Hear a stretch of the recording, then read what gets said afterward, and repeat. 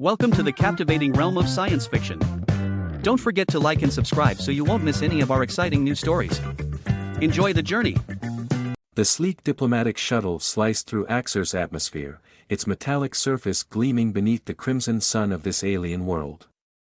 Inside, Jack Monroe reclined in his seat, a mischievous grin playing at his lips as he watched the purple and green hues of the planet expand before him with each passing second. As the shuttle neared Axer Central Spaceport, the AI's voice chimed in, "Prepare for landing, Ambassador Monroe." Jack chuckled, running a hand through his untidy dark hair. "Ambassador. Haven't gotten used to that yet, darling." As the shuttle landed smoothly, Jack straightened his collar, taking a deep breath. Human-Axeran relations were on the line, and he wasn't about to let a group of bureaucrats mess it up. The hatch hissed open, and a wall of humid, fragrant air washed over him. Blinking against the intense crimson sunlight, Jack stepped onto the ramp, exuding confidence with every step. Awaiting him was a group of towering Ashin figures, their luminous blue skin catching the light in mesmerizing patterns. Jack's eyes widened slightly, awed by their presence. The Ashin were legendary throughout the galaxy for their intimidating stature, incredible strength, and ethereal beauty, but seeing them in person was something else entirely. "Ambassador Monroe," intoned the tallest Ashin, his deep voice resonating in Jack's chest. "I am High Counselor Zorn. Welcome to Axer." Jack inclined his head, careful not to meet his gaze, an act considered aggressive in Axeran culture. "The pleasure is mine, High Counselor. I look forward to strengthening the ties between our people." Zorn's expression remained impassive, though Jack thought he saw a flicker in those alien eyes, amusement. Disdain. It was hard to tell. "Come," Zorn said abruptly. "The welcoming ceremony awaits." As they moved through the spaceport, Jack admired the seamless blend of advanced technology and organic architecture. Crystalline structures seemed to rise naturally from the ground, glowing with an inner light that matched the Ashin's skin. Suddenly, a commotion near one of the exits caught Jack's eye. A group of Ashin were arguing, with a strikingly tall Ashin woman at the center. She stood out, her blue skin adorned with swirling patterns that shifted with every movement. But it was her stormy gray eyes, filled with a depth that seemed to hold galaxies, that captivated him. "What's happening over there?" Jack asked, unable to tear his gaze away. Zorn's lips tightened in disapproval. "Nothing that concerns you, Ambassador. That is Kira, daughter of Counselor Vex. She holds unconventional ideas about our place in the galaxy." Jack raised an eyebrow, intrigued. "Sounds like my kind of person," he muttered before he could stop himself. Zorn's head snapped toward him, his eyes narrowing in warning. "A word of advice. Ambassador Monroe," he growled. "Axeran matters are not for outsiders, especially not human outsiders, to interfere in." Jack raised his hands in a playful gesture, though his eyes sparkled with mischief. "No offense, High Counselor. Just appreciating the local architecture." The welcoming ceremony passed in a blur of formal introductions and speeches. Jack played his role, smiling and nodding, though his thoughts kept drifting back to Kira.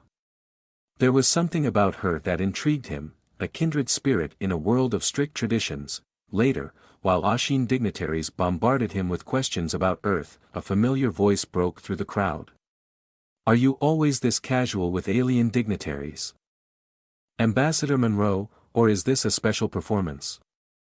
Jack turned to find Kira behind him, one elegant eyebrow raised in challenge. Up close, she was even more breathtaking and intimidating. "Only on days ending in Y," Jack quipped.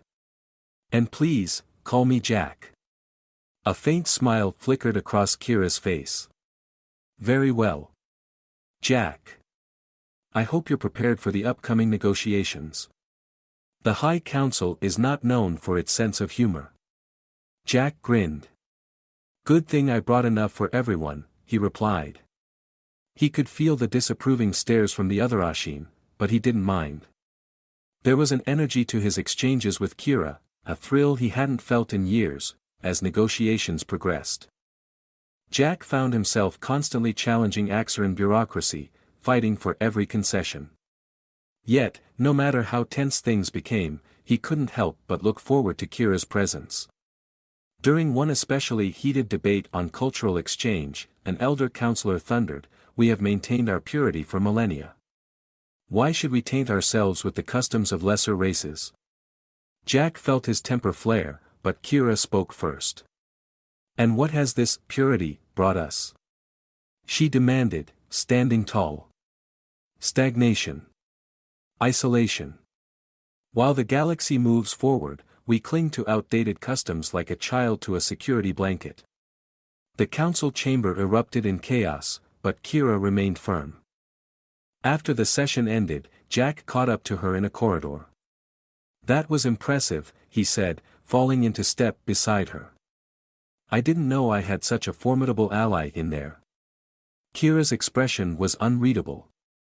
"We are not allies, Ambassador. I simply believe Axer must adapt if it hopes to survive." Jack winked. "And I thought I told you to call me Jack." Her expression softened with a small smile. "You are a strange one, Jack. I've never met a human like you." He grinned. "I'll take that as a compliment. Any chance you could show me around the city?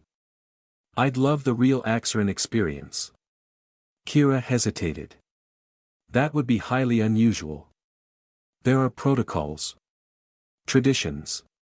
Jack raised an eyebrow. "The same traditions you just spent an hour arguing against. Come on, live a little." Kira's lips curved into a smile. "Meet me at the eastern entrance to the palace gardens in an hour. And Jack, try to be discreet. We don't need more rumors." In the garden's dim light, the alien plants shimmered even more brightly, casting an ethereal glow. Jack grinned at Kira and said, "There's no way I'm missing a private tour with the most fascinating Ashin I've ever met." His eyes sparkled with playful mischief as they strolled along the winding pathway. As they walked, Jack found himself enchanted not just by the exotic flora but also by Kira herself. She spoke with enthusiasm about Aeran history and culture, her eyes illuminating with excitement as she recounted the planet's golden age of exploration. "We used to be voyagers," she reflected, a hint of nostalgia in her tone. "Our ships traversed the cosmic winds in search of new worlds and civilizations. But then you chose to isolate your culture," Jack interjected, raising an eyebrow. Kira shot him a piercing glance. "It's not that straightforward," she replied. "There were conflicts with other species that left deep scars on our collective consciousness. The isolation protocols were intended to protect us, yet now they are stifling you," Jack observed softly. Kira was silent for a moment, gazing off into the distance. When she spoke again, her voice was a mere whisper. "Sometimes I wonder what it would be like to leave this place, to experience the stars as our ancestors did." Jack instinctively reached out, hovering his hand near her arm but hesitating. "Why don't you? Surely someone of your stature could arrange for interstellar travel." Kira let out a bitter laugh. "And be labeled a traitor?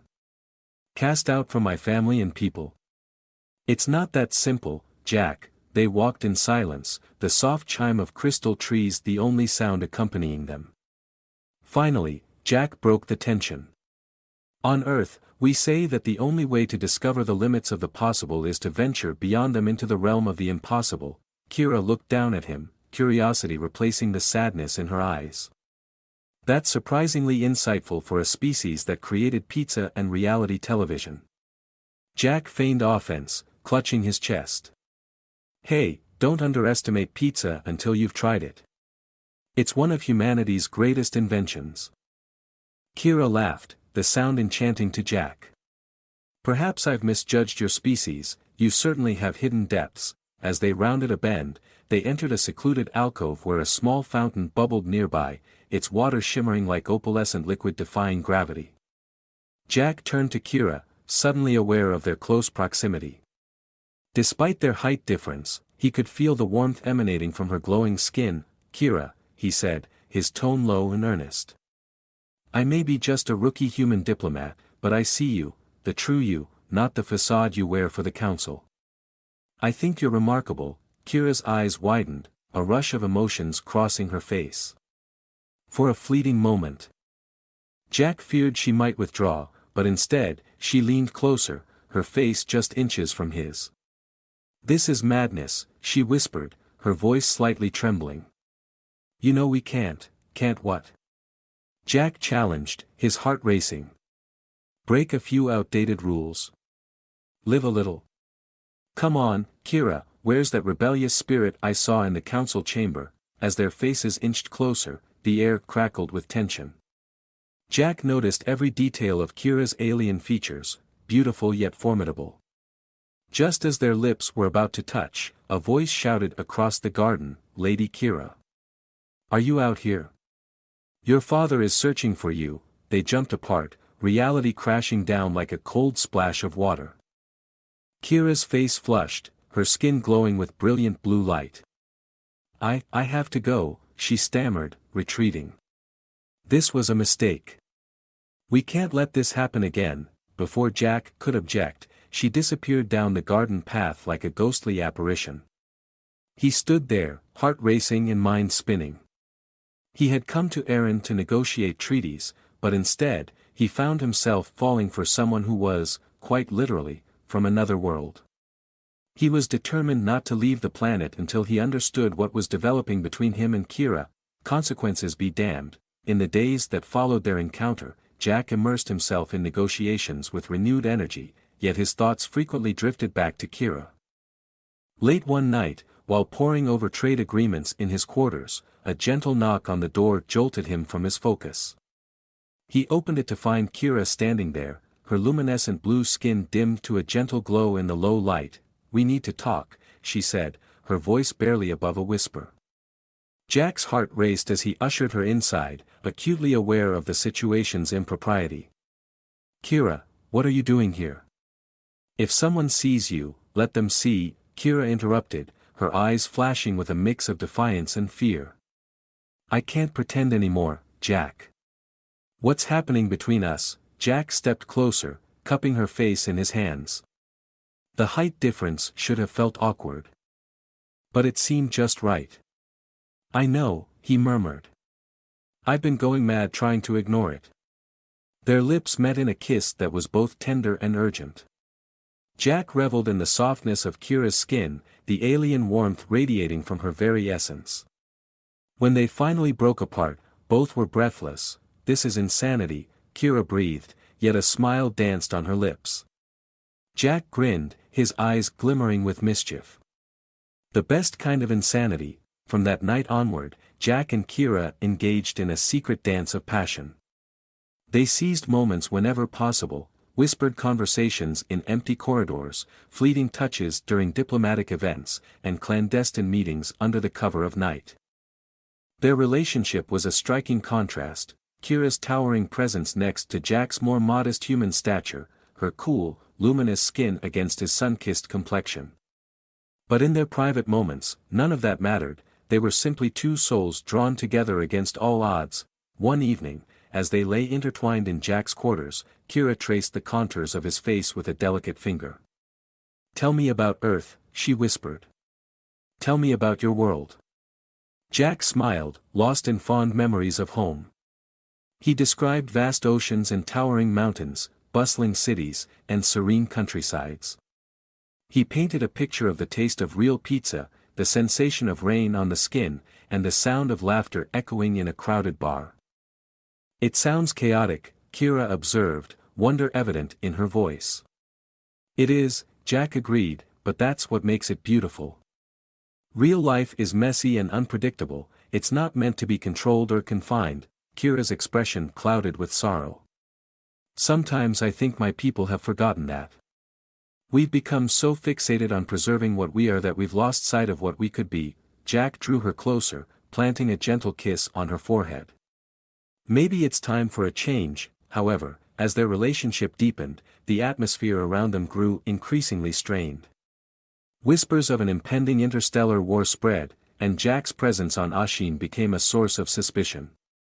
During a particularly heated council session, an elderly Aeran statesman pointed an accusing finger at Jack. How do we know the humans aren't behind these threats? Perhaps this diplomat is merely a spy sent to undermine us. Jack stood his ground, his voice steady despite the anger bubbling within him. I assure you, Counselor, Earth has no interest in conflict with Ashin. We seek only peaceful cooperation and mutual benefit, but the damage had been done. He could sense the mood in the room shifting, the previously cordial attitudes of the Aeran delegates hardening into skepticism and hostility. Kira, too, faced mounting pressure from her family and peers. After a particularly tense meeting, her father, Counselor Vex, confronted her. Your behavior has been erratic lately, daughter, he said, his voice low and menacing. There are whispers about you, rumors of impropriety. Kira stood tall, meeting her father's gaze without flinching. And what impropriety would that be, father? Daring to have my own thoughts, Vex narrowed his eyes. Do not play coy with me, Kira. I've seen the way you look at that human, the way you defend him in council meetings. It's unseemly. Ambassador Monroe is a valuable ally, Kira retorted. His ideas could bring great benefits to our people if only you'd listen. Enough. Vex bellowed, his skin glowing with angry light. You will put an end to this foolishness immediately.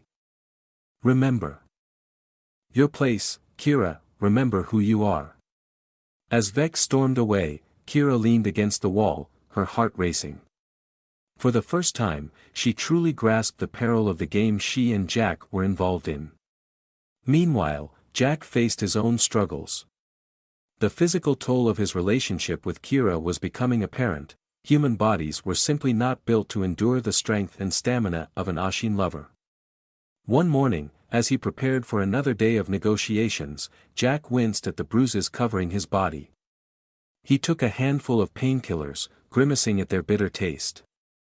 It's a small price to pay, he reassured himself, for the blissful moments he shared with Kira. However, as days passed, it grew increasingly difficult to conceal their relationship. The stolen glances lingered too long, accidental touches occurred too frequently, and the chemistry between them was obvious to anyone who noticed. The situation came to a climax during a state dinner celebrating the anniversary of Axon's founding. Jack and Kira managed to escape the crowded ballroom, finding a secluded alcove for a moment of privacy. You look absolutely stunning tonight, Jack whispered, admiring Kira's elegant gown. Kira smiled back, a playful glint in her eye. You don't clean up too badly yourself, Ambassador. Their lips met in a passionate kiss, all thoughts of discretion forgotten in the heat of the moment. They were so absorbed in each other that they didn't hear the approaching footsteps until it was too late. What is the meaning of this? The booming voice of High Counselor Zorn shattered the moment like a thunderclap. Jack and Kira sprang apart, but the damage was done.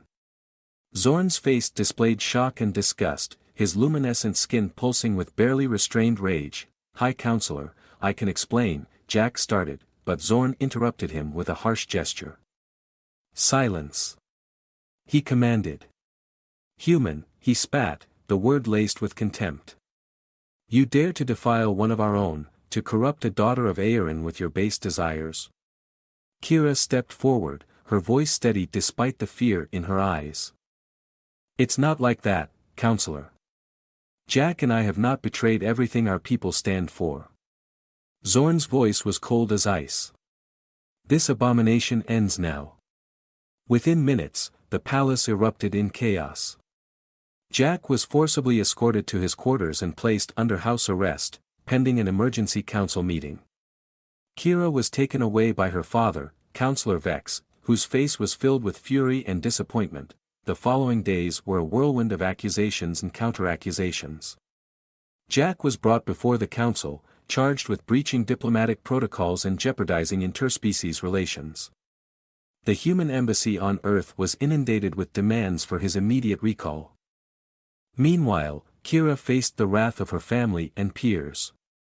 She was stripped of her position on the council, and her once promising political career lay in ruins. Whispers of shame and disgrace followed her everywhere, casting her as a noble daughter brought low by her involvement with a lesser being. Throughout it all, Jack and Kira were kept apart, denied even the chance to communicate. Yet, in the rare moments when their paths crossed, the silent connection between them spoke volumes.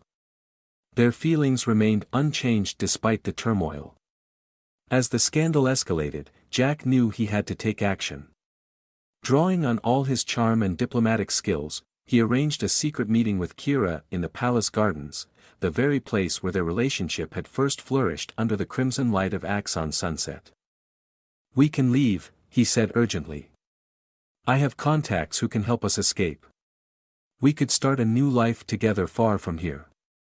Kira's eyes widened at the suggestion. For a moment, Jack glimpsed hope in her stormy depths, but then she slowly shook her head. "I can't, Jack," she whispered, her voice thick with emotion. "This is my home, my people. As misguided as they may be, I cannot abandon them." Jack felt his heart sink but nodded in understanding. "Then what do we do?" Kira straightened, determination radiating from her.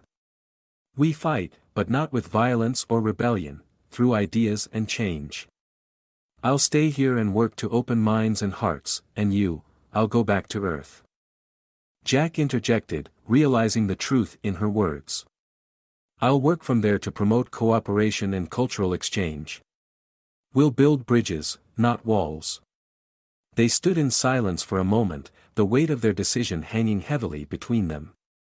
Finally, Kira leaned down, pressing her forehead against Jack's in a gesture of deep intimacy. "This isn't goodbye," she murmured. "It's until we meet again." Jack embraced her fiercely, memorizing every detail of her warmth, her scent. "Until we meet again," he echoed as they parted ways. Both Jack and Kira felt the ache of separation, but beneath the pain was a glimmer of hope for a future where their love wouldn't be forbidden. Where the barriers between their peoples could be dismantled. The next morning, as Jack boarded the shuttle to Earth, he cast one last look at the swirling purples and greens of Aerin. Somewhere down there, a blue-skinned goddess was fighting for change, for progress, for a love that transcended the stars. Jack settled into his seat, a small smile tugging at his lips. This wasn't the end of their story, it was merely the beginning. The Earthbound shuttle hummed softly as it traversed the inky darkness of space, carrying Jack Monroe away from Axon and the woman who had captured his heart. He gazed out the viewport, watching as the vibrant purples and greens of the alien world receded until they were engulfed by the vast cosmos.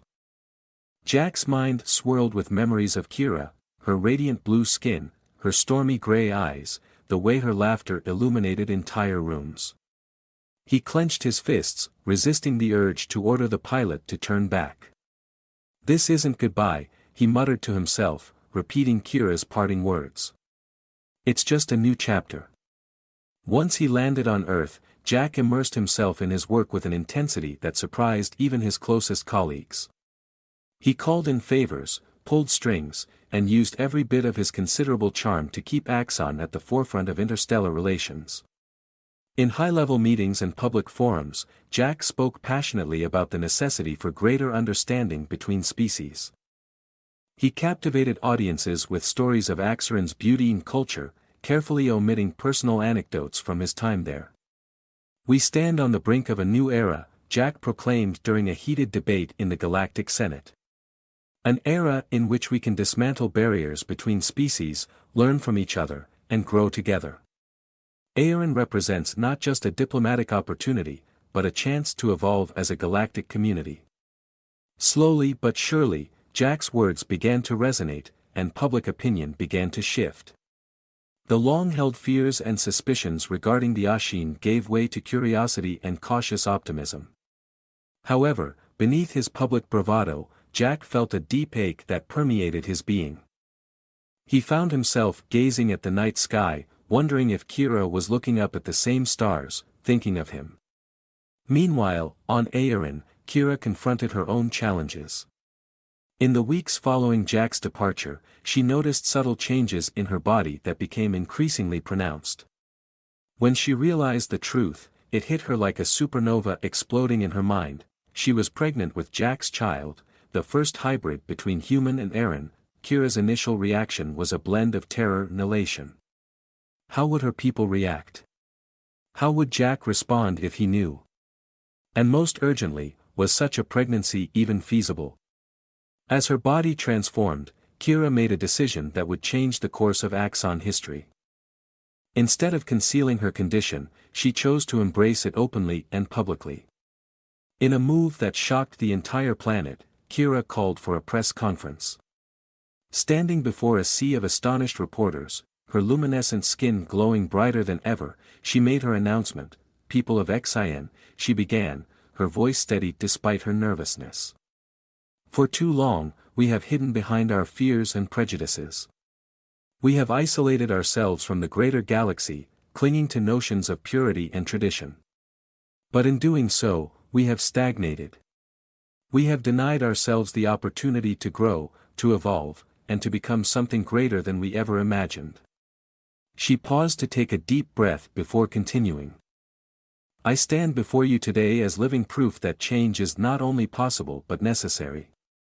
I am carrying a child whose father is human." The room erupted into chaos, questions flew like missiles, and accusations and expressions of disbelief mingled into a cacophony of noise. But Kira stood resolute, her hand protectively resting over her still flat stomach. "This child," she asserted, her voice rising above the tumult, "is not an abomination or a mistake. It is a miracle, a bridge between two species." The idea seemed unthinkable, yet it emerged as a beacon of hope for a future where love transcends all barriers, whether of species, culture, or distance. In the following days and weeks, Kira's announcement ignited a global debate. Conservative factions called for her exile, viewing her pregnancy as a challenge to Axer's purity. However, to Kira's astonishment and relief, many, especially among the youth, rallied in her support. As her pregnancy progressed, Kira became the face of a burgeoning movement for change on Axer. She spoke at universities, penned passionate editorials, and engaged in heated public debates with her opponents. "Our isolation has become our weakness," she asserted during one intense television discussion. "Look at the advancements made by species that embrace diversity and cooperation, while we cling to outdated notions of superiority and purity. It's time for Axer to integrate into the galactic community as genuine partners, not as fearful outsiders." Her compelling words, coupled with the undeniable reality of her healthy pregnancy, began to sway public opinion. More and more Axer residents, particularly the younger generation, started to challenge the old taboos and restrictions. Yet, amidst her fight for broad societal change, Kira often found herself longing for Jack, a yearning that deepened with each passing day. In her quiet moments, she shared stories with her unborn child about its father, his courage, humor, and unwavering belief in love's ability to conquer all challenges. "Your daddy is out there among the stars," she would whisper, gently stroking her growing belly. "Fighting for us in his own way, and one day, little one, we will be together." As Kira approached the final stages of her pregnancy, an unexpected shift occurred. The Axer government, once firmly against her mission, began to soften its stance. The undeniable health of the hybrid fetus, combined with the rising public support for Kira's movement, compelled them to re-evaluate their position. In a shocking turn of events, the Axer High Council formally requested the Earth Diplomatic Corps to invite Jack Monroe back to Axer, not as a prisoner or outcast but as an honored guest to witness the birth of his child. When Jack received this news, he was nearly speechless. After months of striving for a chance to return to Axer to see Kira, he was now being invited back to become a father. His journey back to Axer was a whirlwind of emotions, excitement mixed with fear, joy mingling with uncertainty. What if Kira had moved on? What if their child didn't accept him? But all doubts evaporated the moment he stepped off the shuttle and saw Kira waiting for him, radiant and glowing, her pregnant form a testament to their shared miracle. "Jack," she breathed, tears of joy welling in her eyes. "Kira," he replied, his voice thick with emotion. They embraced, an electric connection enveloping them. Jack marveled at Kira's changes. His hand caressing the curve of her belly. "I can't believe it," he murmured. "We're really having a baby." Kira laughed, the sound like music. "Believe it, Ambassador. Your diplomatic skills are about to face the ultimate challenge, diaper duty." In the weeks leading to the birth, the couple found themselves at the center of a media frenzy, their story captivating not just Axer but the entire galactic community. They used their platform to advocate for change, appearing together at rallies and discussions. Their evident love and commitment to each other became a powerful symbol of interspecies harmony. When the day finally arrived, the planet held its breath. The birth of the first human-Axer hybrid was broadcast live across the galaxy. Millions tuned in to witness history. After hours of labor that tested the limits of both Axer and human physiology, a cry resonated, heralding a new era. Their daughter emerged, a perfect blend of her parents. Kira's luminous blue skin softened to a pale azure and Jack's dark hair, with one stormy gray eye like Kira's and one deep brown eye like Jack's. Holding their daughter for the first time, tears streamed down Jack's face as he felt an unparalleled sense of wholeness. "She's perfect," he whispered to Kira, who smiled with pride and tenderness. "What should we name her?" Jack pondered briefly before suggesting, "How about Nova? It means new in an old Earth language, and she certainly represents a new beginning." "Nova," Kira echoed, savoring the name. "I love it." As news of Nova's successful birth spread, it catalyzed change across Axer and beyond. The undeniable reality of a healthy hybrid child compelled even the staunchest traditionalists to reconsider their views on interspecies relations. In the years that followed, Jack and Kira emerged as powerful advocates for galactic cooperation and understanding. Their love story, once deemed scandalous, evolved into a legend, a tale of two beings from different worlds who defied the odds and changed history. Nova grew to embody this bridge between cultures, comfortably navigating both Earth and Axer. Her existence opened doors previously closed, encouraging more interspecies couples to follow her parents' lead. On Nova's 5th birthday, while playing with a mix of human and Axer children, Jack and Kira shared a reflective moment. "Did you ever imagine it would turn out like this?" Jack asked, squeezing Kira's hand. Kira shook her head, her eyes glistening with happiness. "Never, but I'm so grateful it did." Jack grinned, pulling her close. "You know the old Earth saying, love knows no boundaries. I guess we've proved that true in more ways than one." As the twin suns of Axer set, casting vibrant purples and golds across the sky, Jack and Kira stood side by side, with Nova between them. They had confronted prejudice, overcome their physical differences, and challenged the very foundations of their societies. Through it all, they had forged a love that transcended the cosmos, a love that would resonate through generations. 15 years later, the twin suns of Axer illuminated a bustling spaceport as a sleek diplomatic shuttle landed. The hatch opened, revealing a striking young woman with pale blue skin and mismatched eyes, one stormy gray, one deep brown. Nova Monroe, now 20 years old, stepped onto her birthplace with confidence. Her dark hair, streaked with natural luminescent highlights, was braided neatly, and she wore the crisp uniform of the Galactic Diplomatic Corps, reflecting her unique heritage and the societal changes her parents had instigated. Ambassador Monroe, a tall Axer official, greeted her with a respectful nod. "Welcome back to Axer." Nova smiled, reminiscent of her father. "Thank you, Counselor Zack. It's great to be home." As they traveled to her parents' residence, Nova marveled at the transformation she observed. Axer and humans mingled freely alongside representatives from various other species. The isolation that had defined Axer for centuries was now a relic of the past. "Your parents are eager to see you," Zack informed her as they approached a waiting hover car. "They've been practically bouncing with excitement since your ship entered the system." Nova laughed. "I can just picture it. Dad has probably compiled a list of awful jokes he's been dying to share. Upon arriving at her childhood home, Nova felt a rush of emotion as she spotted Jack and Kira standing on the front steps, pride and love radiating from them. Jack, now 55 with silver-streaked hair and crinkled eyes filled with laughter, embraced Nova warmly. "There's our girl. How's the galaxy's newest diplomat?" Nova returned his embrace, inhaling the familiar scent of her father. "Still navigating the learning curve, but I had some excellent instructors." Kira joined in, her tall figure easily enveloping them both.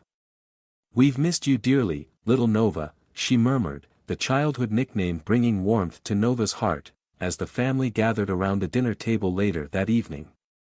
Nova raised her glass in a toast to her parents. "To the parents," she said, her voice thick with emotion, "who showed the galaxy that love knows no boundaries and gave me the greatest gift, the freedom to be myself." As laughter and cheers filled the air, Nova knew she was prepared to face any challenges ahead in her diplomatic career. After all, she was the embodiment of a love that had reshaped history, and with such a legacy behind her, no star was too distant, no horizon too unreachable.